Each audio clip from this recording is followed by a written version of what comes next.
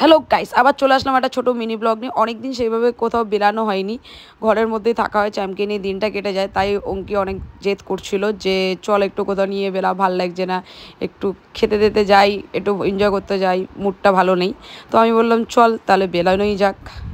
তো স্ট্রেট চলে গেলাম জাকারিয়া স্ট্রিট। রমজান মাস আর জাকারিয়া স্ট্রিট খুব আলোয় সুন্দর করে সেজে ওঠে, আর অনেক ফুড স্টলও বসে। তো দেখতে দেখতে চলে গেলাম ফুড স্টলগুলো আস্তে আস্তে। হ্যাঁ, সব কিছুই তো আর ট্রাই করা যায় না, কিছু কিছু জিনিস এখানকার কিছু কিছু ফেমাস জিনিস ট্রাই করবো। প্রথমেই গলা শুকিয়ে গেল, তার জন্য চলে গেলাম মাহাব্বাত শরবত খেতে। তারপরে সামনে দেখলাম গরম গরম হালুয়া। ও লোভটা না সামলাতে পেরে, যেহেতু মিষ্টি আমি একদমই লোভ সামলাতে পারি না, তো নিয়ে নিলাম অল্প করে ওটা টেস্ট করার জন্য।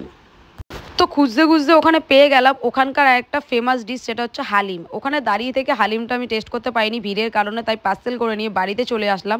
যদি ভিডিওটা ভালো লেগে থাকে তাহলে লাইক, কমেন্ট, শেয়ার, সাবস্ক্রাইব